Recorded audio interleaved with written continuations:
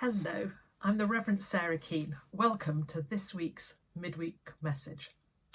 Over the period of Lent, we're following alongside the Diocesan Lent course, which is looking at a series of biblical leaders. And this week, we're going to look at Miriam.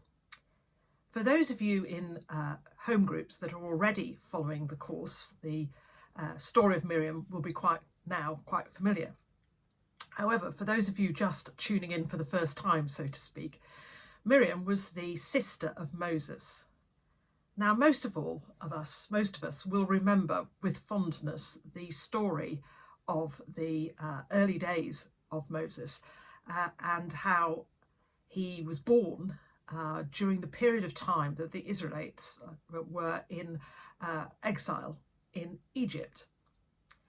Pharaoh, worried about the number of healthy baby boys being born as Israelites, put out a decree that they were all to be killed and only the girls were allowed to survive.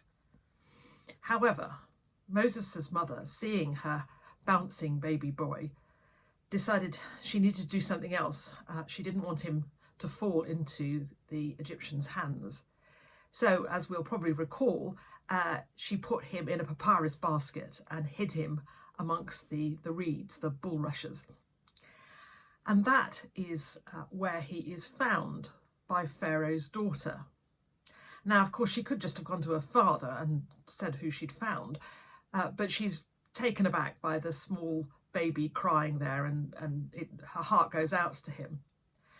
And to one side of all this, Miriam, Moses' sister, has been watching all this going on, and being a very quick-thinking girl, she goes up to Pharaoh's daughter and says, "Look, I actually know someone who might be able to act as a nurse to this child," and goes back and gets her mother, in other words, Moses' mother, to come, and Pharaoh's daughter makes Moses' mother, unbeknown to her, his nurse, and so he grows up in safety.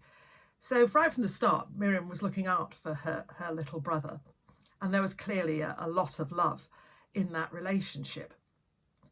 And so much later on, when Moses is leading the Israelites out of the Exodus, leading them out of Egypt and through the desert for many years, he teaches them the Torah, the sacred books of Jewish tradition. And it's believed, at least in Jewish tradition, that Miriam teaches the women. She's led them out specifically and she's teaching them. And that's quite a remarkable thing, because not many women were literate and most of them were given no formal teaching in the religious tradition. They'd know the stories, but they weren't actually given sort of theological classes.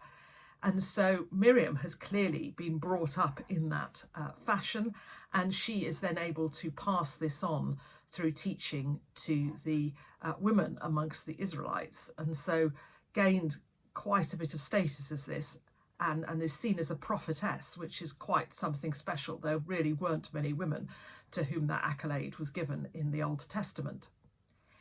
But that's not actually the end of the story, and we come to another vignette in the book of Numbers, where something rather strange happens.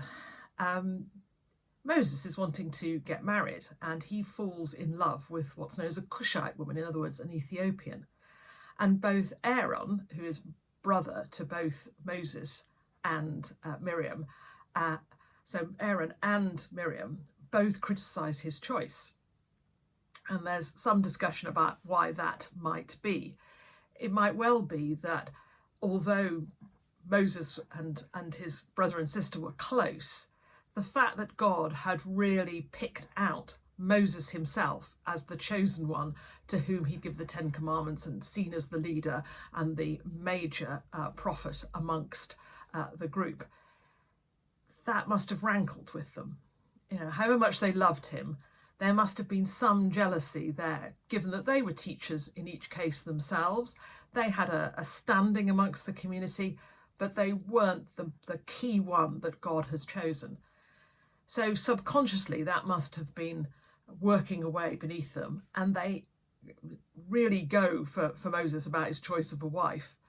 There's a fair bit of prejudice in this, of a not very pleasant nature, and of course the whole idea that he would be initially marrying outside the Jewish faith, and which was generally very frowned upon. And so, they criticise him for that and give him quite a hard time.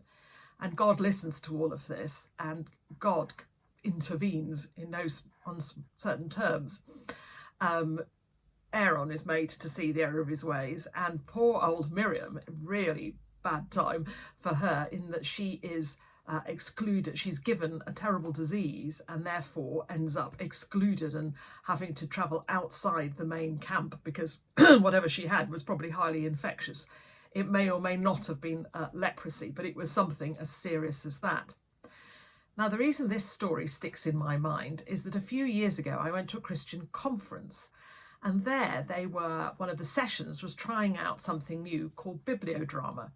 And bibliodrama is where you take on one of the characters in a biblical story and you explore the motivations of that character and how you feel and how you interact with others.